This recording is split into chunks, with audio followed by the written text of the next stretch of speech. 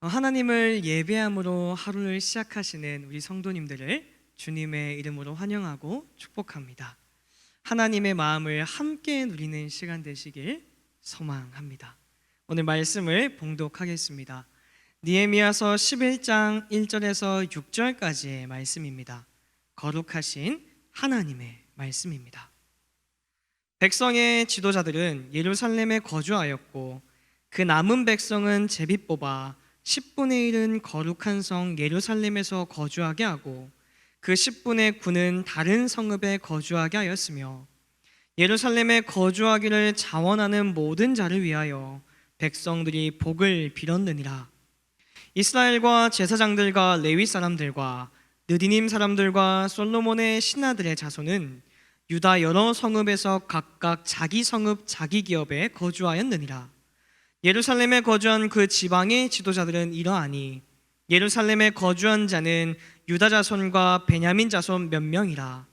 유다 자손 중에는 베레스 자손 아다야이니 그는 우시아의 아들이요 스가랴의 손자요 아마랴의 증손이요 스바다야의 현손이요 마할랄렐의 오대손이며 또 마아세아니 그는 바룩의 아들이요 골 호세의 손자요 하사야의 증손이요 아다야의 현손이요 요야립의 오대손이요 스가랴의 육대손이요 실로 사람의 7대손이라. 예루살렘에 거주한 베레스 자손은 모두 468명이니 다 용사였느니라. 아멘. 이스라엘 성벽이 드디어 재건되었습니다. 모든 것이 황폐해진 땅 위에 기적 같은 일이 일어난 거였습니다. 그 후 7째 달 초하루에 이스라엘 백성들은 수문 앞 광장에 모여 학사 에스라를 모시고 말씀 사경회를 시작합니다. 이 시간을 통하여 하나님과의 관계 회복, 예배의 회복을 경험하게 되죠. 그리고 그들은 앞으로 자신들이 이렇게 살아가겠습니다 라고 고백을 하는데요. 느헤미야 10장 39절 말씀을 제가 새번역 성경으로 읽어드리겠습니다. 이스라엘 자손과 레위 자손은 들어바칠 예물인 곡식과 새 포도주와 기름을 그 여러 방에 가져다 놓기로 하였다. 그런 방은 성전 기구를 두기도 하고 당번 제사장들과 성전 문지기들과 노래하는 사람들이 쓰기도 하는 곳이다. 우리는 우리 하나님의 성전을 아무렇게나 버려두지 않을 것이다. 아멘. 그리고 이어지는 내용이 오늘 본문 말씀입니다. 예루살렘 성에 거주하는 것을 놓고 제비를 뽑습니다. 이스라엘 백성에게 있어서 예루살렘이라는 곳은 굉장히 중요한 곳이었습니다. 이 나라의 수도인 것은 물론이고 하나님의 성전이 있는 땅, 그곳이 예루살렘이었던 거예요. 하나님의 성전이 있는 그곳에서 그 땅에서 거주한다. 굉장히 매력적인 것이죠. 그들이 고백했던 것처럼 하나님의 성전을 아무렇게나 버려두지 않겠다는 다짐을 살아낼 수 있는 특권을 누릴 수 있는 것이었습니다. 자, 이 특권을 누리기 위해서 성전 가까이에 살기 위해서 좋은 곳에 거주하기 위해서 제비를 뽑았던 것일까요? 그러면 너무나 좋겠지만 안타깝게도 그 반대입니다. 이스라엘 백성들은 예루살렘 성에 거주하는 것을 선호하지 않습니다. 느헤미야 7장 4절 말씀입니다. 그 성읍은 광대하고 그 주민은 적으며 가옥은 미처 건축하지 못하였음이니라. 아멘.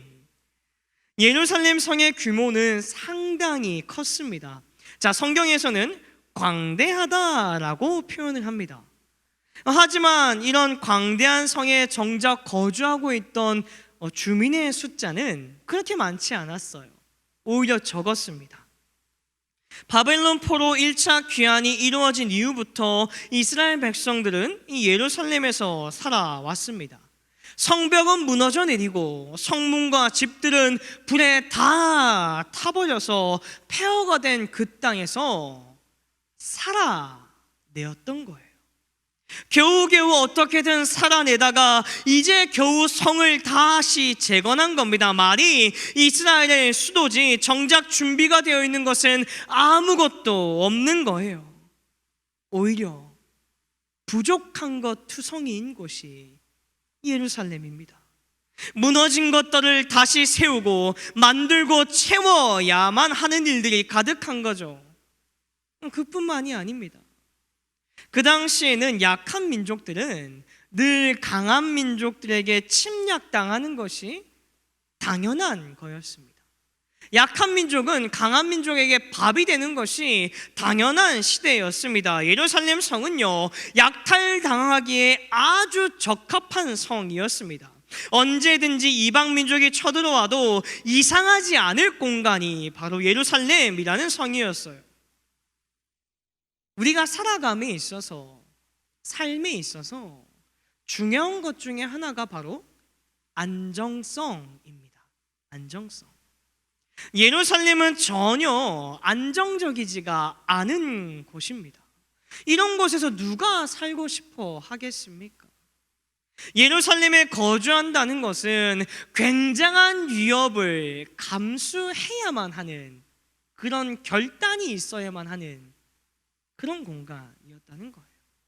자, 이러다 보니까 하나님의 성전을 아무렇게나 버려두지 않겠습니다 라고 다짐했던 이스라엘 백성들에게 예루살렘에서 사는 특권, 이것을 누리겠습니까? 라고 물어보니까 나는 아니고요, 당신이 머무는 게 어떻습니까?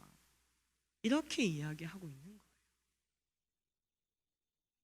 그러나 그 중에 다른 시선을 지닌 자들이 있습니다.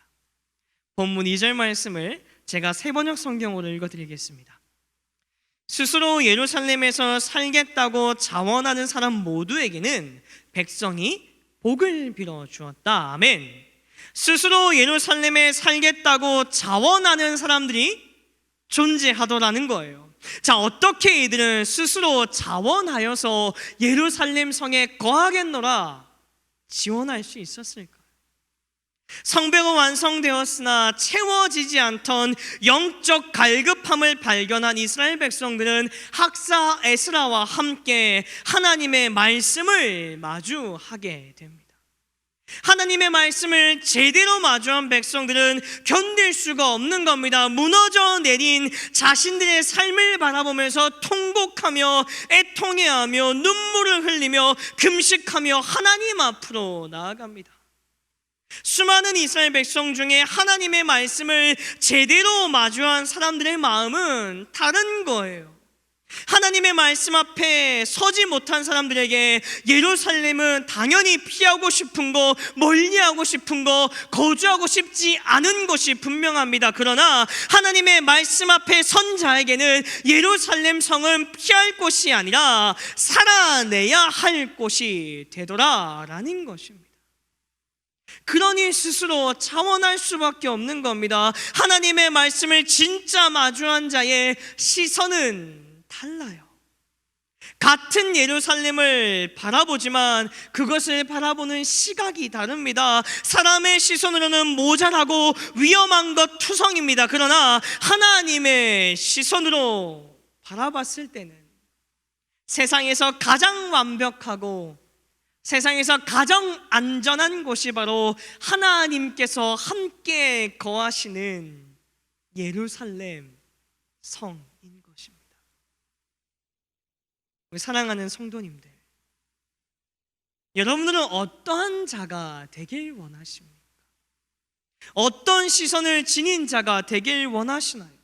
이스라엘 백성 모두가 눈물의 말씀 사경회를 경험했습니다. 그러나 모두가 예루살렘에서 살겠다고 자원하지는 않습니다. 누가 희생할래? 누가 고생할래? 이 질문에 많은 이들이 발을 뺍니다.